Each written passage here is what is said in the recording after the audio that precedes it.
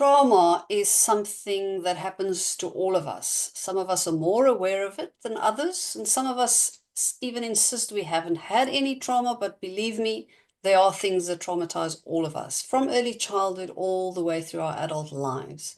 And part of my passion for having founded Get Up and Grow is to talk about different kinds of trauma and different ways that we can work through it, different modalities that are out there and exist for us to help us heal.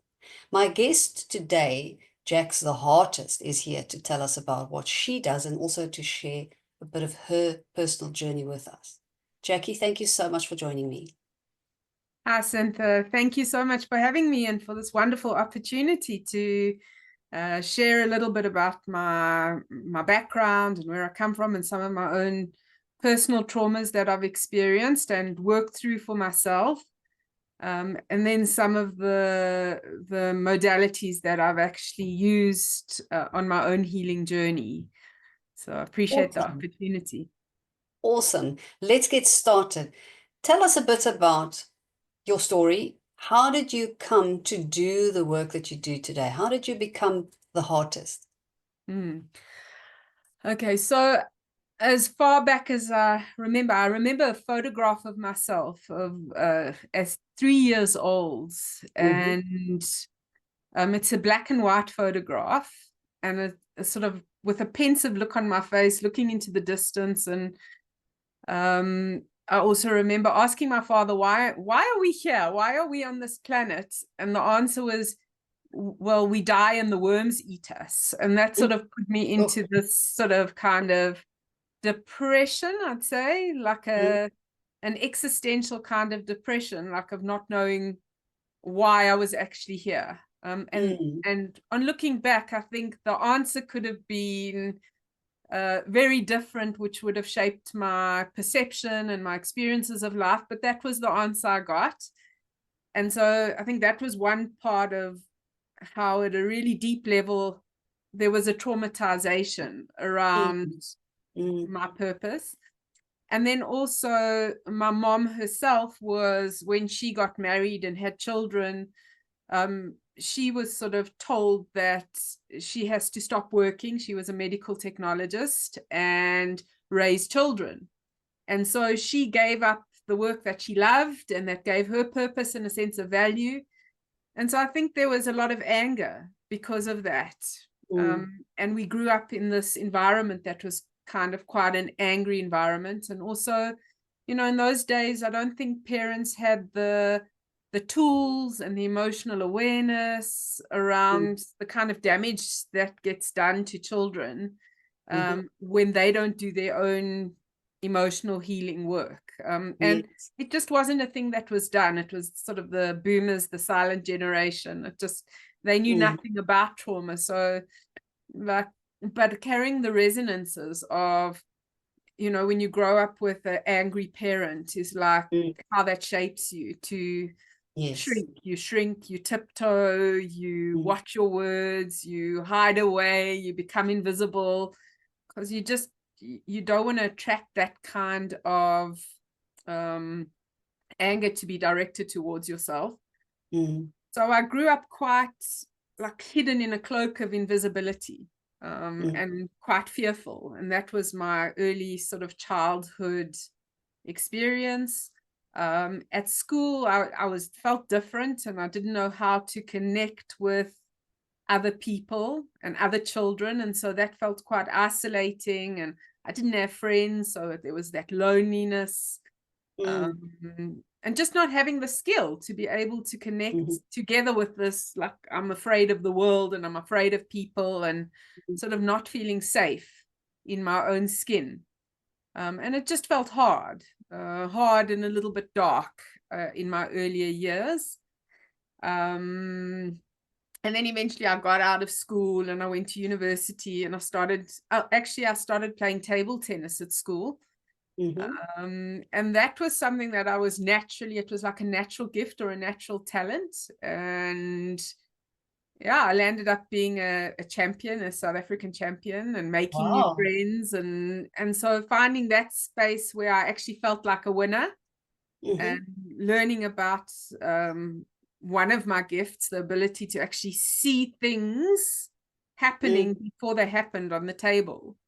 And the power of being able to visualize and feel like what that feels like to be a winner. So that was really empowering. Then off to university, and that was quite a good phase of my life. I'm just learning and growing and also leaving home. So that sort of makes a difference. An expansion where you are exposed to new things and new people.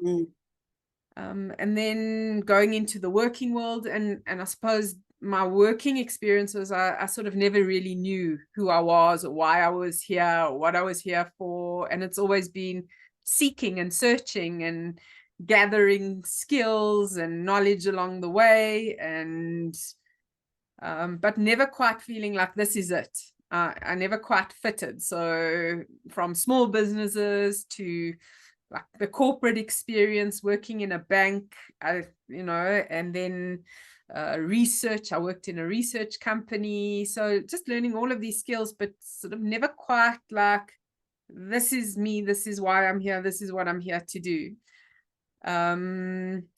And then somewhere along the way, I got married, and I was married for 12 years. And he was a senior executive. And the beginning, the marriage was good. And I just didn't know sort of any better. Coming from the environment and the background I'd come from, I didn't have like great communication skills. I didn't have really good boundaries, so I didn't know what I was doing in that relationship really, and the communication wasn't great, and eventually we sort of grew apart, and he had an affair with his secretary. So that's quite a massive trauma when you think you love somebody and you think they love you, and then that falls apart, and it sort of shatters your whole belief system around marriage. And well, did we actually love one another? And what is love really? So it made me start questioning all of those belief systems. And it took me, that was actually the catalyst for my spiritual awakening and my healing journey. Because at that time, I came across something called neuro-linguistic programming, or NLP, and I went on a journey to really understand and heal myself better through that process. And my philosophy is always first heal yourself and practice the techniques with somebody, and then you can start working with other people. But always start with yourself. If you want to lead somebody somewhere, you can't lead them anywhere where you haven't been yourself. So that's sort of a big life philosophy for me. I can't take someone somewhere where I haven't been myself. So I do a lot of work on myself in the healing space first. And then I play with other people to help them as well. So yeah, and part of that journey of healing was a journey of self-discovery, where I exposed myself to all sorts of different modalities, healing modalities, from dancing, traveling, art, playing with art process, just discovering aspects of myself and waking them up. There was some archetypal work there that I was exposed to. I've worked with body talk quite a bit. I've had body talk sessions. So bars, access consciousness. I've worked across quite a few for myself in my own healing process. Quite a few different healing modalities. And yeah, it's taken me on a massive journey. I mean, I got divorced probably about 14-15 years ago. So it's taken me on a long journey. And I got involved in other relationships, and I kept on playing out the same patterns over and over again. The pattern of unavailable partner. And yeah, I kept on making the same mistakes in different forms, which was really interesting. And then at some point, I decided, okay, I came across a modality called resonance repatterning. And resonance repatterning works with our vibrational frequency, our energy. So it went a little bit deeper than some of the other modalities, and it really resonated with me. And I decided, okay, I want to learn how to do this resonance repatterning. And it was a 6-month program. And it's a whole system that was developed by a woman in the States called Chloe Faith Wordsworth. And she packaged a whole body of knowledge that looks at all different aspects of human, from our primary patterns, how we see, how we believe, how we appreciate, how we create, how we hear. And then it goes into like the unconscious patterns, which start off in our early experiences.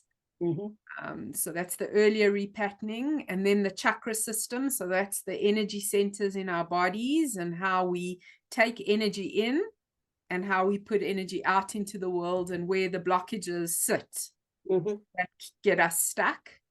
And then it goes even deeper into the Chinese 5 elements and how energy flows through the cycle of the different elements in any project or relationship, or so it just goes deeper and deeper and deeper, the system of peeling away the layers, and it goes into vision and how our eyes are connected to our brain and movement. So it's like a really complex, holistic, unified field system.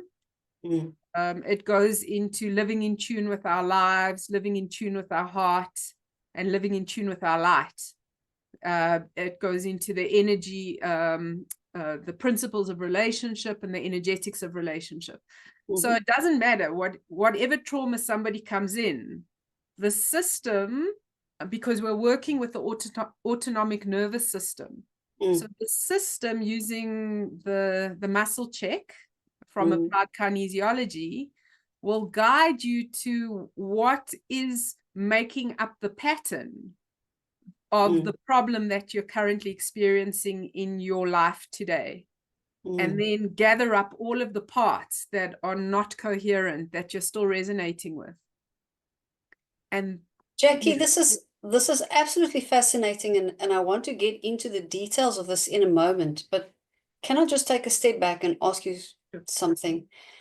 I love how you summarized your life, being able to pinpoint, this was traumatizing in my childhood, this was basically, or more or less, my situation as a teenager and at school, this was my married life. You're able to in a nutshell, identify more or less the patterns that were there in your behavior. Is this as a result of all the work that you've done, or particularly the patterning that you're talking about?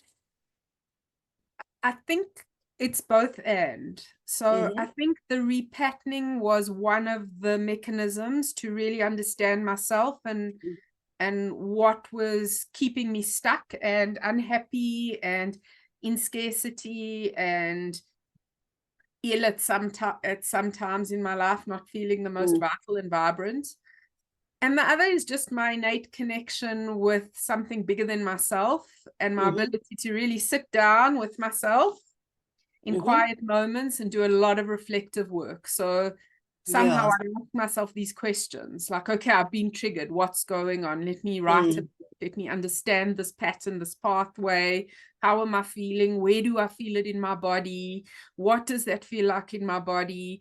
And like, how do I shift it? And I think just using that ability to be with myself and my connection with something higher than myself, things were revealed. Yes. And what I've seen is that trauma is the entry point in a pathway to something that we want in our lives, a destination. So say, for example, I want to feel vital.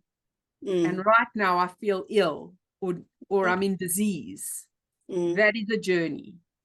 That it's going to take me down a particular pathway that I need to walk, and I need to shift certain things, and there certain resources and there's certain behaviors and there's certain understandings on that pathway to vitality. Yeah. And there are about 13 different pathways that, as I'm working on a book at the moment, and I've been working for 10 years on this book. So, so it's trying to like really piece together all of these pieces of information that have been given to me and almost sit in my design and to try to articulate. Yes. So if I want to be vital, this is the entry point and these are the steps on the pathway and the understandings and the tools and the resources. So it makes it very clear and easy for somebody else to follow that journey. And so there's the vitality journey, there's the abundance journey, there's the purpose journey, because as human beings, we all really want the same kind of 13 of inner peace and vitality and abundance and happiness and fulfillment and health. And so generally we all want the same thing. So I've been trying to really understand and map out and clarify to make very simple and clean and clear and easy. What are these journeys and how does someone go from being traumatized, which is the entry point or the gateway, to the destination of whatever it is that they want to manifest and experience in their lives and resonate with. I love that you call the trauma an entryway, because that shifts the perspective from it being something horrible or just traumatic and overwhelming to something with possibility and opportunity, you know, so to speak, the start of a new journey. That's a beautiful way of putting it. That's the entry point. So we can go further from there. But we need to actually go down that rabbit hole. And that journey of introspection and self-exploration and discovery and asking the questions, as you said, that's hard work, sometimes very painful, but very rewarding and very liberating also, hey? Yeah. So I'll give you an example. In one of my sessions, I worked with learners with disabilities. And I sat down in the first session with her and she said, I was raped. And like for me, the pathway, rape is the entry point in the journey towards power and actually reclaiming your power, because it's one of the most disempowering things that anyone can go through. It really is about someone taking away your power. Yes, it is, yeah.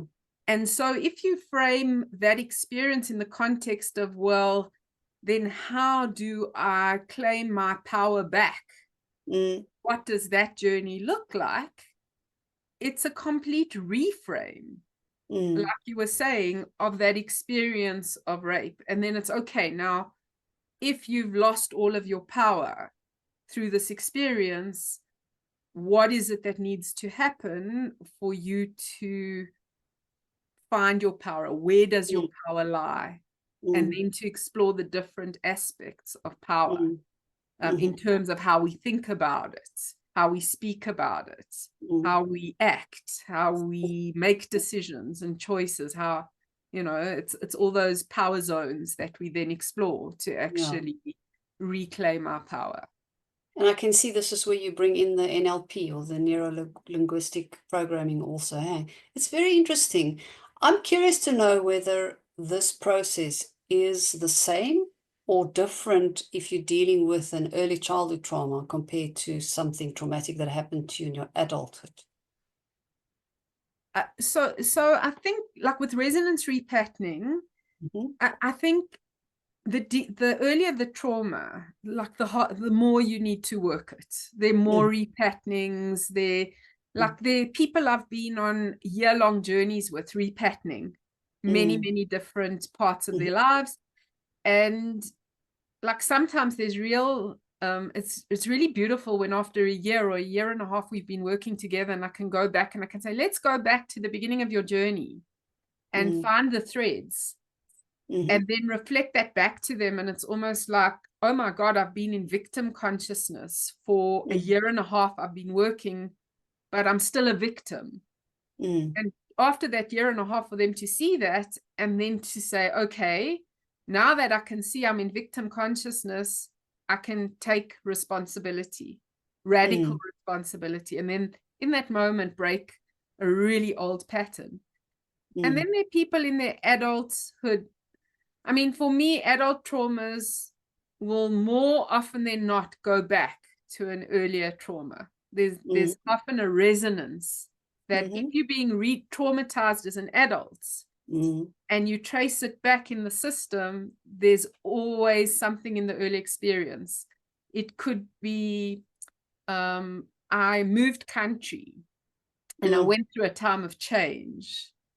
And the resonance of change in your life right now is still there. And it goes back to the early experience and the belief systems and how that was handled by your parents at that particular point in time, the communication around the change.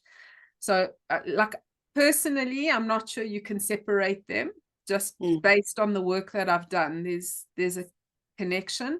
But I think the earlier childhood, the big traumas in earlier childhood, those just require a lot more repatterning and work and gentleness and compassion, because I think that's when we were our most vulnerable. Yeah. As adult, I think we potentially more resourced if you've done a lot of the earlier work. Yeah. If you haven't done a lot of the work and something triggers the earlier trauma, then you've got to almost treat that adult as if they are a child, because they're still in that wounded child experience. Yes, very true. Yeah. Something I've heard many of my clients say, and I've experienced it myself also to a degree at times, is that when they've had early childhood, now we know the impact of very early childhood trauma and how it literally affects the development of your brain, so to speak, and how it literally affects, you know, your beliefs and your behavioral patterns and things that you do to survive or to cope with whatever the situation is. And it's literally stunts your development and growth in certain areas. But I have heard so many people say that they've had early childhood trauma and it was as if they had become prone to trauma. It's as if there was abuse, they would be abused over and over and over again in their lives. I've heard people say things like, I'm a magnet for trouble. A phrase we all use often is we keep on attracting partners that represent the adults in our lives as children. So is this the patterning that you're talking about? That there's a pattern in our whole lives, and then we can break it down and come and look at each one, and yeah, it's fascinating because that's really the way it works out for some people. So if I can explain it and give you and whoever's watching some insight into how it actually works. So if you go back to the early experience, what happens is there's the experience, and then there's layers around that experience of how the nervous system codes that experience. The first thing is the emotions, so the energy constrictions. So in that moment, like you might have grief that gets trapped in your nervous system as an emotion. That will stay there because you're now resonating with that frequency, that vibrational frequency of grief, that emotion of grief that's trapped in your body. And then you will keep on experiencing other experiences that trigger that feeling of grief, that pain in your body. Then we have the unmet needs. So in that moment that experience happened, there was an unmet need for somebody to say, everything's going to be okay. What do you need? You can do this. I've got your back. I am here with you. And if you don't hear that loving communication in that moment, that is what actually gets recorded as the trauma. If you go through the trauma and you have somebody there nurturing and loving and telling you what you need, not everybody would be traumatized. It's the non-communication that's traumatic. So that's the second level. And then there's the belief systems. In the moment that trauma happens, I start believing I'm not good enough. The world isn't a safe place. I'm not safe. People are dangerous. I'm not lovable. I'm Mm-hmm. not good enough.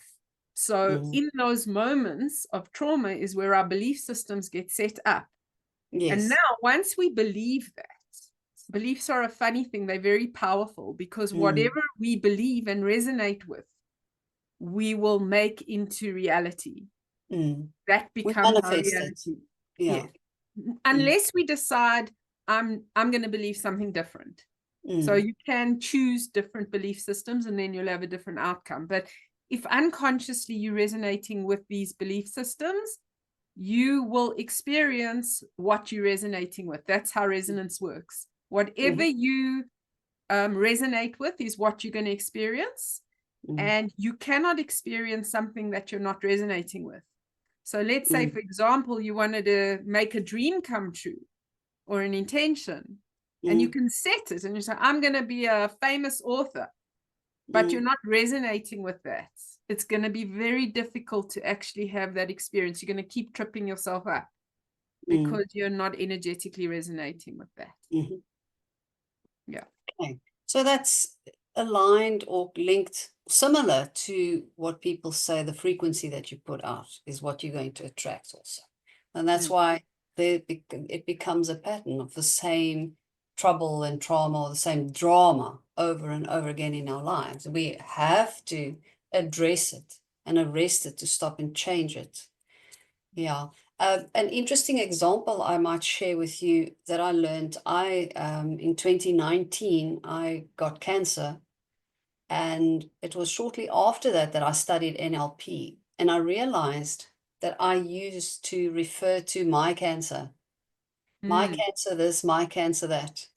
And I learned that I had to not refer to it as such, because that would be something that's mine, that I own, that belongs to me, and that's why I'll always have it with me, you know. Yeah. Simple thing like just changing that language, you know, to the cancer that I had means that it's gone now, you know, and I'm lucky to say that I've been in remission ever since, but the language makes such a difference, and that's the pattern of how I talk to it or talk about it or refer to it. And the same goes for any kind of traumatic experience that you've had or an adversity that you faced in your life somewhere.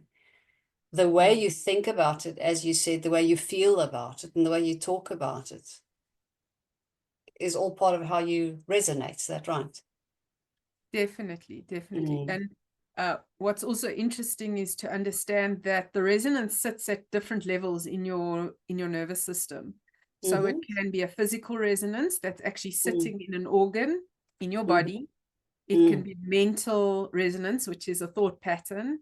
It can be an emotional resonance, or it can be a spiritual resonance. And we can check and see.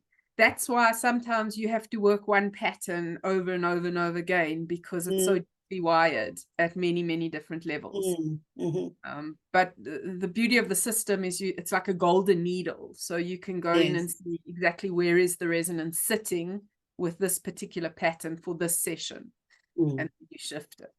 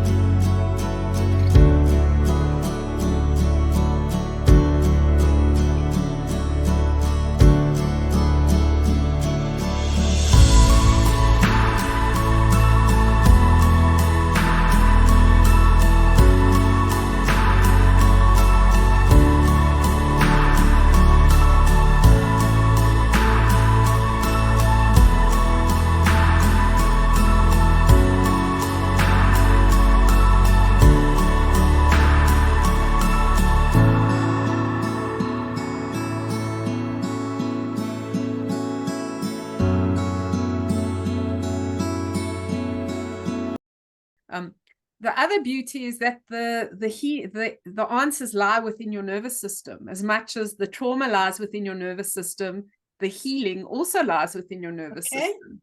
Yeah, tell us how. So there's a book which is 127 energizing options, And in there, it breaks up the modalities to shift the resonance into sound, light, Okay. movement, breath work, and energy contacts. Okay. So you can actually, it guides you in the same way that you're unpacking what this whole trauma, what all the pieces that make this trauma, your nervous system will say, the way you're going to shift this, the most powerful shift for you for this issue today is actually free movement. And then in that moment, we do a little bit of free movement and the resonance shifts. And at the end of a session, people often say, I feel lighter. I feel relief. They can't actually articulate or put into words what's happened, but that's the feeling that they have. It's something shifted, something's different. Yeah, you can feel the difference. They can feel the difference energetically. Yeah, so that's really powerful that your body holds the keys to its own healing. It's absolutely fascinating, and it's true because we know that the body is designed to heal itself. It's just with our culture and our programming that we have unlearned how to do that. We haven't, I mean, for centuries, we have not learned how to be in touch with our bodies. And because if we just listen to our bodies, and if I say body, I'm talking about the mind and the nervous system and the organs and everything, that it's all connected, and we can tap into it and we can connect to it. If we just allow that, then we can heal ourselves. It's absolutely amazing, but we don't. We've forgotten how. Let me put it that way. Yeah. And I think also we don't trust it, you know, like I think often the intuition comes like, do this, the little voice, like, don't eat that, go for a walk, move your body. We sort of tune that out, but it's there. It's there, and it's about creating space and trust, learning to trust that and act on it, and then we feel better naturally. We just We feel do, better. yeah. And I always tell people to listen to the urge that you feel in your body and act on that. But we've been raised to know that certain behaviors and things are regarded as socially unacceptable. Now, obviously, we can't go out and harm other people or harm ourselves, but that doesn't mean that we don't still have an urge in the body to go and to run away, or to, you know, jump up and down, or to lash out, or to push away, or whatever those things are in the traumatic situations. And part of the healing work is to allow our bodies to do that, to express that. Like you said, your nervous system actually knows what it is that you need to do, but we suppress it because can't do it in front of other people, or we're embarrassed or shy, or it might elicit criticism or something, you know. So we don't do it, and we harm ourselves in suppressing that, in not allowing that. Look, I think that's also trauma, right? It's like that. Those are Right. all the earlier childhood. If you speak your truth, you're going to get a hiding. Like my mother would give me a smack if I said the wrong thing. And so it's taken me my whole life to get to this point where I could even show up in a online session like this and speak my truth. Yes. I've had to overcome a lot of fear and a lot of programming and conditioning and trauma to feel brave enough. And even in that, sometimes the fear is still there of like, Yeah, how are true. people going to receive it, and what if I make a fool of myself, and what if I say the wrong things, and you know, it's still there, even though I've done so much work. Yeah. Jackie, you mentioned your mom again now, and I wanted to refer to it earlier also. When you spoke about your childhood, you were very compassionate and empathetic about your parents, and what you mentioned a little bit about what their own circumstances were that made them behave in a certain way. And it's absolutely beautiful how compassionate you are for your parents and the impact that they had on you. Many of us start our journey of trauma work with the harm that our parents did us, knowingly and unknowingly, because I don't believe any parent wakes up in the morning saying, okay, how can I mess up my child today? You know, We all make mistakes, and we all have our own programming and patterns that come from our parents and generations before us. So we do hurt our children without meaning to, without wanting to. But it's beautiful how you can compassionately refer to your parents and the role they played. What do you do? Is there something specific you do when you work with people to help them reach that point? Because we start in talk therapies and things, it's actually become a joke among some people that you lie on the couch and you blame your parents for everything that's wrong in your life. How does one shift from blaming your parents to maybe, I don't know, forgiving them and having an understanding for who they are and where they come from? I know in family constellation work, which I do quite a lot of, it's a specific part of the process to first understand where your parents come from and where their pain and their trauma came from, which is actually repeated because, like you said yourself earlier, a generation or two ago, parents had no knowledge of the trauma that they can actually inflict on their children, and there was no such thing as doing your own personal work about your trauma and to change your own patterns and programming. Is there in your resonance repatterning a part of the process where you look at your parents and make a shift there also, so that we can move from blame to, or anger and resentment, to having that understanding and compassion? So I'm going to answer it twofold. The first will be from a resonance repatterning perspective, and the second will be from a personal perspective, and Okay, I've great. just learned in my own journey. So from a resonance repatterning perspective, there's something called a parental repatterning. Okay. And what that really works with is, what are the parts of my parents, because we are the egg and we are the sperm, right? We're a product of the egg and the sperm of our parents. And we often carry the resonance of our parents within ourselves. And it's such a powerful repatterning, because in that you get to acknowledge, oh, I'm like my mother in that way, and I'm like my father in that way, and I'm still resonating with those patterns, and they're not that different from me and how I show up. Because if we think, oh, we demonize them, they're bad and we are great and we're doing differently, we also are in our shadows. We're not fully owning that there are parts of us that are also not perfect. Like that. Yeah, and true. So when you actually shift the resonance and you almost reborn as a baby into your light aspects, and you're no longer resonating with that, there's a powerful healing in that. But it also shows you where you're still carrying what they carry. So it's hard to then make them bad and yourself good. That's the one thing. So that repatterning is really powerful for that.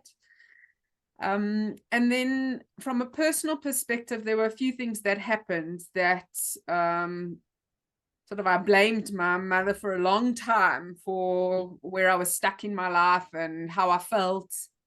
And then my mother got also cancer, lung cancer. And we had a huge fight one day. And I thought to myself, my mother I don't know how much longer she's going to be here on this planet. My time with her is limited. She had stage 4 lung cancer. And I went and I prayed on it. And I prayed for strength and I came to a realization is the most powerful thing you can do is just to accept your parents for who they are. It was almost my expectation of her to be something for me that she wasn't, that set me up for frustration and anger and blame. And as soon as I came into, okay, this is who she is, it's who she's always been, for whatever reason she is that way, she's not going to change. I have to accept her, and for whatever time she's got left, I will accept her, and I'll find the strength, no matter what happens, to actually rise above. And that was a choice. That was a choice point, how I want to deal with it. And after that, things shifted. So then somehow there stopped being that trigger of whatever made me feel a certain way in the relationship. And we actually had a reasonable relationship for as long as she lived, until she passed. And then I also have a belief that you do a certain amount of work on yourself and you can blame your parents for so long. Yeah. And then Yeah. at some point you have to recognize, okay, I'm not a child anymore. I'm 40 years old and I am now an adult. And I can't blame my childhood for being stuck or whatever I'm experiencing now. And you step into radical responsibility for your life and you own everything. And you say, I okay. love that radical responsibility. That's beautiful. Yeah. That's what we need to do, all of us. Otherwise, what happens is you stay trapped in victim consciousness, because as long as you are blaming something outside of yourself, whether it's your parents, your spouse, your children, food, the weather, you are a victim. You've given away your personal responsibility and your personal power. So, like, I use that principle often in many different areas of my life, in my relationships, in my health, and my journey with my eating and my exercise. Is like radical responsibility. And if you don't take ownership, it doesn't serve you. So like, how does it serve me to keep blaming my parents for where I'm at? And with compassion, like I give people a lot of space to do the healing work, because trauma is real. And I think saying, okay, just get over it and take radical responsibility, you bypass a piece of the process. So I think you allow people, or I allow people, a certain amount of time. And then we reflect. And if you're still stuck in your same pattern, then we got to go to the heart of the pattern and say, okay, how does that serve you to blame anybody else? And what do you need to take radical responsibility for? Yeah. Very valuable, very valuable. And thanks for that. I agree with you. We have to take radical responsibility for ourselves, regardless of what has happened to us. I've also learned, one of the great lessons that I learned in my divorce process actually was blaming my ex for certain things was all good and well, but the things he did, he was able to do because I gave him the power to do those things. So I had to take responsibility for that as well. And that was a major breakthrough for me, I remember, at that time. It's easy to continue blaming. And I think we get stuck into the victimhood very easily. It's very comfortable there. So this idea of, like, for so long I called my ex-husband a narcissist, and yes, there are narcissistic tendencies, but I think that's the easy, like, if you call that person a narcissist, it means you the victim. Exactly what you were saying. And as I was thinking about my story, and when I was reflecting about my marriage, you'll remember me saying I didn't have good boundaries. I didn't know what I needed, and I didn't ask for it. I didn't communicate effectively with that person. So it's easy to make him the demon, but I also have to own my part in the dance. And I think that's where you take your power back, where you see your part in the dance, and then you say, okay, I'm not doing that again. So next time, in my next relationship, one, I'll be looking for certain qualities and characteristics and be much more aware of the red flags and how I'm feeling internally. And I'll speak my truth. And, you know, at some point in relationship, I made the decision to say, I'm not settling for anything less than I deserve. Okay. I know who I am. I value myself. I love myself. I know my worth. And I'm not settling for anything less than that. Yeah. And if I have to be alone for the rest of my life and create a joy-filled life with friends and community and family and beautiful experiences, that's also okay. But I'm not prepared to stay in a relationship where I'm not valued. And that was a major shifting in resonance for me. I did a 6-month program to shift all of my earlier patterns, because I wasn't going to repeat that same pattern again. And then 3 months after that, I attracted the partner that I'm with now. Okay, so it's as easy as that. Talking about the 6 months process, I want to ask you, in a nutshell, if you can give it to us without giving away too many of your secrets. If I come to you and I have to do some resonance repatterning, what do we do? Because you mentioned making choices and decisions about what you will do, and that kind of links to boundaries and stuff. Can you maybe just, in a nutshell, tell us, is it stuff we're going to talk about? Is it stuff that happens in my head? Stuff that happens in my body? So we're going to start off with a problem statement. Well, there's a map, a road map. And I'm going to be muscle checking on this map, this guide map that will show us where are we going in this session today for your highest and greatest good. If and you say muscle checking, are you going to check my body? So I will do something like this. This is called a muscle check. Okay. And it comes from the field of applied kinesiology. Okay. And what it is doing is it's checking your resonance with particular statements. Okay. So when I say a statement and there's resistance between my fingers, that means you are resonating with a particular problem, challenge, or statement. When my fingers slide off one another, that means you're not resonating. Okay.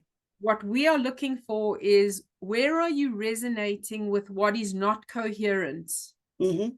That relates to the problem that you're experiencing in your life. Yeah, I see. So say, for example, it's like, it can be a physical problem that you come with, that you're resonating with. It can be a work-related problem. It can be an emotional problem. It spans the whole spectrum, but you start with the problem statement that you're resonating with. Okay. Yeah. Then I'm going to be muscle checking in the system. Where do we go? Are we doing a problem into opportunities? Are we doing an intention for a new possibility? Are we doing a repatterning? What is actually required for this session? And we muscle checking the guide together with the muscle check. It's like literally your nervous system takes you on a journey on every session. And then I'll go with the books. So there's a series of books, and I'll find the book. Which part of the system are we in? Are we in an early experience? And then if it's a repatterning, there's probably about 50 different repatternings. So your nervous system is going to say, okay, today we are doing decision-making repatterning. And often it's people consciously wouldn't know that that's where they're going, but their nervous system is saying, you need to make a decision or a choice here. Okay. Now let's work through your decision-making process using the questions in the repatterning. And all the while I'm gathering data. So I'm asking questions, I'm gathering data, I'm checking resonance with particular statements. I'm seeing what's not coherent. And what's happening is your system is bringing forth all of the relevant data or information that is not coherent, and what you need to be resonating with to become more coherent and function optimally. So I'm actually going to be asking my own system to lead the way on this journey of discovering what the things are that I need to work on and how. It's fascinating. Well, I'm going to guide you. I'm going to guide you because I'm going to go to the book and I'm going to say, okay, what's needed today for, let's say, Sinta's session? And I'll say, okay, today we're doing a repatterning and we're doing an early experience. We're actually doing a compensation repatterning. And I'll open my book on a compensation repatterning, and there'll be a series of questions. And each question, I'm pulling data. So I'll ask you the question, you'll talk.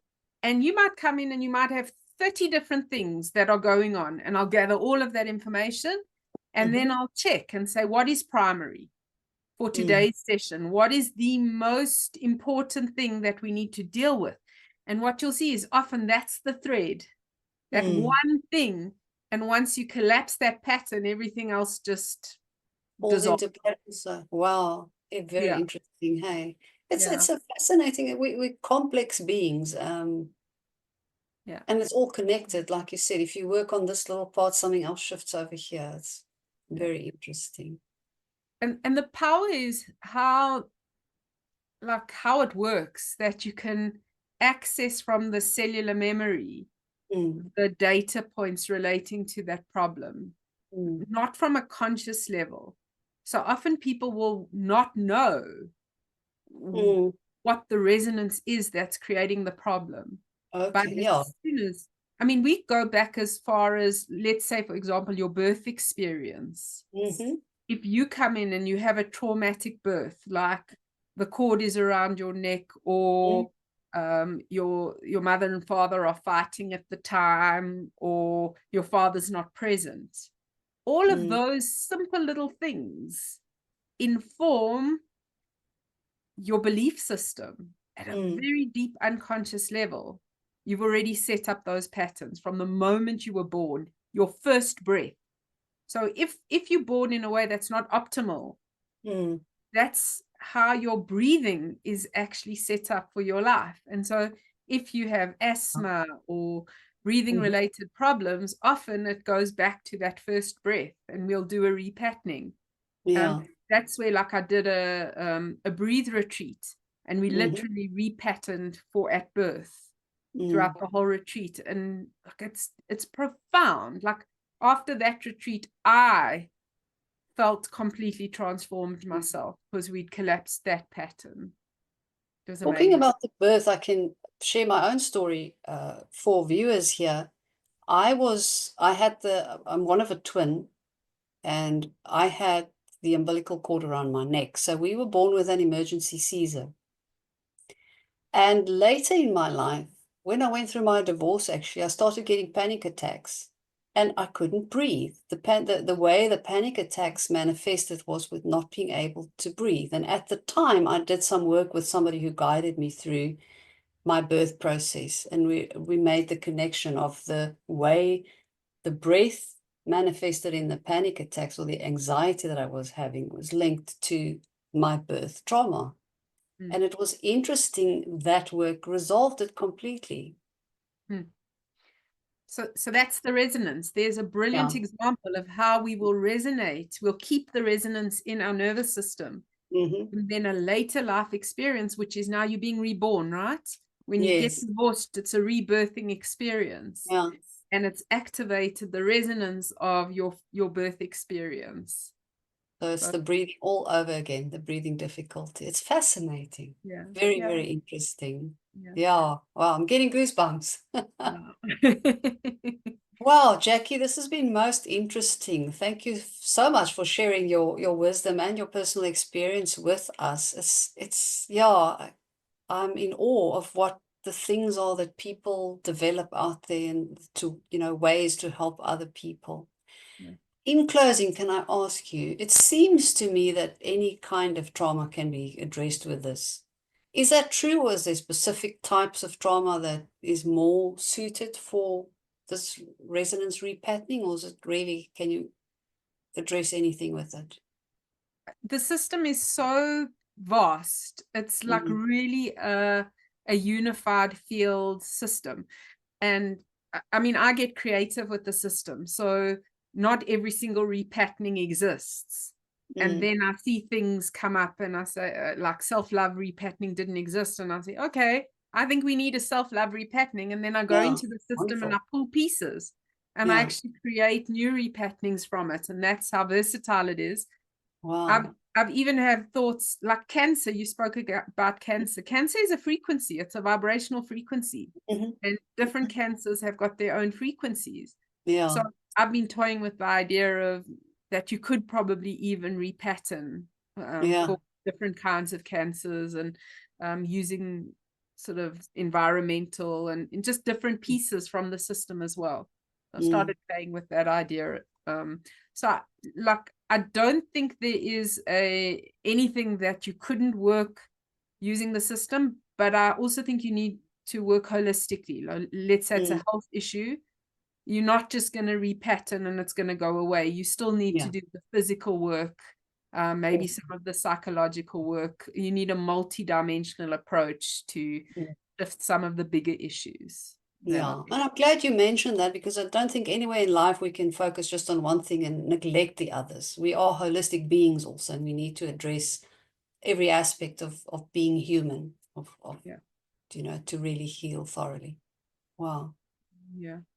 Jackie, Yeah. thank you so much. This has been very interesting and most valuable. Thank you so much. Really appreciate it. It's such a great pleasure.